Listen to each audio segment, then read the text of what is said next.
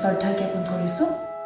প্ৰিয় দৰ্শক, আজি আমি উপস্থিত আছোঁ সত্ৰনগৰী মাজুলীত। মাজুলীৰ এখনি ঐতিহাসিক সত্ৰ শ্ৰী শ্ৰী ভোগপুৰ সত্ৰত বৰ্তমান উপস্থিত আছোঁ। আপোনালোকে নিশ্চয় জানে যে মহাপুৰুষ শ্ৰীমন্ত শংকৰদেৱে প্ৰতিষ্ঠা কৰা ভোগপুৰ সত্ৰৰ কথা আপোনালোকে হয়তো বহুতেই জানে আৰু মহাপুৰুষজনাই প্ৰতিষ্ঠা কৰা বুলি এক প্ৰবাদ আছে। আৰু আজি এই সত্ৰনগৰীলৈ আহি আমি ভোগপুৰ সত্ৰৰ কিছু ইতিহাসৰ বিষয়ে আমি জানিবলৈ চেষ্টা কৰিছিলোঁ। বিশেষকৈ এই মুহূৰ্তত আপোনালোকক জনাবলৈ পাই সুখী হৈছোঁ যে গুৰুজনাই প্ৰতিষ্ঠা কৰা এইভাগী সত্ৰত তেখেতৰ বহুতো কীৰ্তিচিহ্ন আছে, গুৰুজনাৰ বহুতো কীৰ্তিচিহ্ন আছে।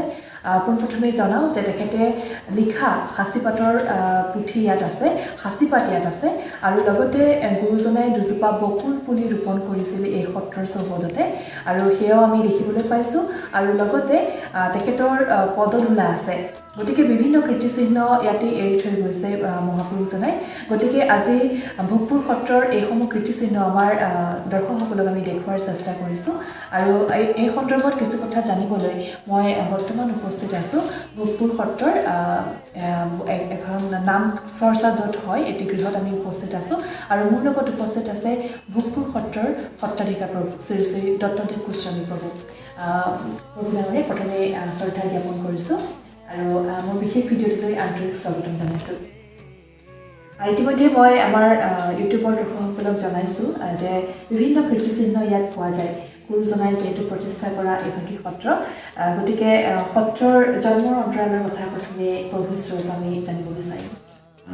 1528 চনতে মহাপুৰুষ শ্ৰীমন্ত শংকৰদেৱে যেতিয়া গুৱাহাটীলৈ গৈ আছিলে আহতগুৰি মহিলা এই বশিষ্ঠ গংগাইটি গাঁৱলৈ গৈছিলে। যাওঁতে ইয়াতে নামঘৰ আছিলে, তাৰ শিষ্যসকলে ইয়াতে প্ৰতিষ্ঠা কৰিছিলে। ৰাতি ইয়াতে আছিল, এটি সপোন দেখিছিলে, যিটি সপোন দেখি পূৰ্ব বশিষ্ঠ মন্দিৰ আশ্ৰম আছিল আৰু গুৰুজনে জেগাখন বৰ ভোগালী দেখিছিলে। বহুত মানে ফল মূল গাখীৰ এনেকৈ লোকসকলে দিছিলে। সেইদিনা পুৱাও বহু গাখীৰ আহিছিল। গুৰুজনে সেই নামঘৰতে অকণমান ভোগ ভগৱন্তৰ ওপৰত অৰ্পণা কৰিছিল আৰু ৰাতিৰ যিটো সপোন বশিষ্ঠ মন্দিৰ আশ্ৰম যে আছিলে এই কথাখিনি ধৰ্মপ্ৰাণ ৰাইজক কৈ এই ঠাইখনৰ নাম ভোগপুৰ নামেৰে নামাকৰণ কৰিছিল। আগৰ আছিলে দিনাপুৰ। গতিকে গুৰুজনৰ অমিত বাইকৰে ভোগপুৰ নামেৰে নামাকৰণ কৰা হয় আৰু গুৰুজনে কৈছিল যে ইয়াত এখন যথা সময়ত সত্ৰ প্ৰতিষ্ঠিত হ'ব, যাৰ নাম কি ভোগপুৰ সত্ৰ হ'ব। আৰু সেই গুৰুজনৰ অমিত বাক্যৰে বৰ্তমান এই সত্ৰখন হৈছে। আৰু তেৰাৰ স্বহস্তৰে লিখিত শ্ৰীমদ ভাগৱত শাস্ত্ৰৰ 17টি ইয়াতে পাঠ আছে, যি পাঠ আমি সংৰক্ষণ কৰি ৰাখিছোঁ। গতিকে প্ৰথম কথা, ইয়াৰ বাহিৰেও আমাৰ দুজোপা গুৰুজনে যেতিয়া দিনাপুৰ অঞ্চললৈ আহিছিল নদীৰ ঘাটৰ পৰা অৰ্থাৎ বশিষ্ঠ গংগাৰ পৰা সত্ৰলৈ আহোঁতে ভক্তসকলে আৰু গুৰুজনে বৃক্ষৰোপণ কৰিছিল। যে আচৰিত কথা, দুটি বকুল পুলি গুৰুজনে একে ঠাইতেই ৰোপণ কৰিছিল তেতিয়া 1528 চনতে। আৰু ইতিমধ্যে 1528 চনৰ পৰা সেই বকুল গছজোপি দুইজোপি একে ঠাইতে আছে জমা থকা দিন। আৰু আমাৰ মানে এটা দুৰ্ভাগ্য যে যোৱা বছৰ ভাদ্ৰ মাহত এজোপা মহাপ্ৰয়াণ হ'ল। ইতিমধ্যে অসমৰ ৰাইজে বা পৰ্যটকসকলে এই কথা দৰ্শন কৰিছে। গতিকে আমি মৰ্মাহত হৈছিলোঁ। ইজোপাকো আমি আকৌ সংৰক্ষণৰ দায়িত্ব লৈছোঁ, ভালে আছে। গতিকে আৰু ইয়াৰ বাহিৰেও গুৰুজনৰ যি পদৰজ গুৰুজন যেতিয়া আহিছিলে তেতিয়া সংৰক্ষণ কৰা আছে। এই তিনিটি বৃহৎ মানে আমাৰ সম্পদ আছে ইয়াতে। আৰু এই মুহূৰ্তত মই সন্মুখত দেখা পাইছোঁ গুৰুজনাই নিজ হাতেৰে লিখা সাঁচিপাত আছে, 17টাকৈ সাঁচিপাত এই মুহূৰ্তত দেখা পাইছোঁ। যদি প্ৰভু ঈশ্বৰে অকণমান দেখুৱাই দিয়ে আমাৰ দৰ্শকসকললৈ প্ৰথমতে স্বাগতম জনাইছোঁ। মহাপুৰুষ শ্ৰীমন্ত শংকৰদেৱে নিজ হাতেৰে লিখা আমি যদি ইয়াত দেখা পাওঁ, সেইপিনে দিয়া আমাৰ 4জনা আছে, সেইপিনে আছে এইটো টিপনী শ্লোক আৰু মূল হ'ল ভাগৱত। যেনেকৈ মই অকণমান কৈ দিছোঁ যে জন্মাদস্য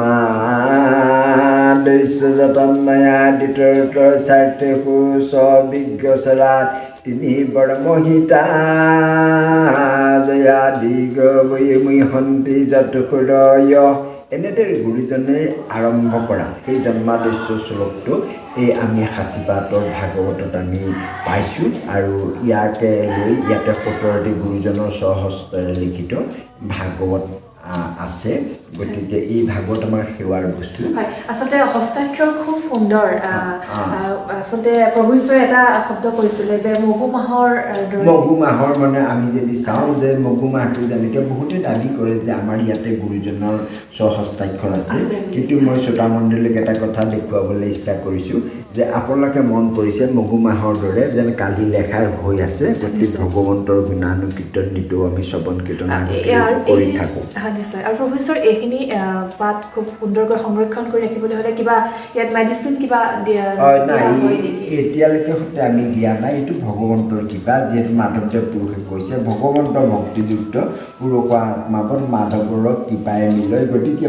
ভগৱন্তৰ কৃপা য'ত নেকি নাম স্মৰণ কৰি আছে এই পাঠগীতিয়ে গতিকে সেই নামৰ প্ৰভাৱতে এই অক্ষয় হিচাপে আছে বুলি আমাৰ এটা ধাৰণা হৈছে নিশ্চয় আৰু সঁচাকৈ এনেদৰে বহুতো কীৰ্তিচিহ্ন মহাপুৰুষজনাই এৰি থৈ গৈছে সত্ৰনগৰী মাজুলীত আৰু তাৰে আজি এটি অংশ যিহেতু ভোগপুৰ সত্ৰত এইসমূহ কীৰ্তিচিহ্ন দেখিবলৈ পোৱা যায় আৰু আমি দুজোপা বকুলৰ কথা ইতিমধ্যে প্ৰভু ঈশ্বৰে উল্লেখ কৰিছে সেই দুজোপা বকুলো আমি যদি সম্ভৱ হয় আমাৰ দৰ্শকসকলক আমি দেখুওৱাৰ চেষ্টা কৰিম আৰু এইখিনি সময় আমাক দিয়াৰ বাবে আৰু আমাৰ দৰ্শকসকলক এইখিনি কথা প্ৰভু ঈশ্বৰ জনোৱাৰ বাবে আপোনাক পুনৰবাৰ সেৱা জনাইছোঁ সদৌ শেষত সমস্ত শ্ৰোতামণ্ডলীলৈ আমি আমাৰ আন্তৰিক কৃতজ্ঞতা আৰু মাজুলীলৈ তেখেতসকলৰ পদাৰ্পণৰ কাৰণে আহ্বান জনাওঁ ধন্যবাদ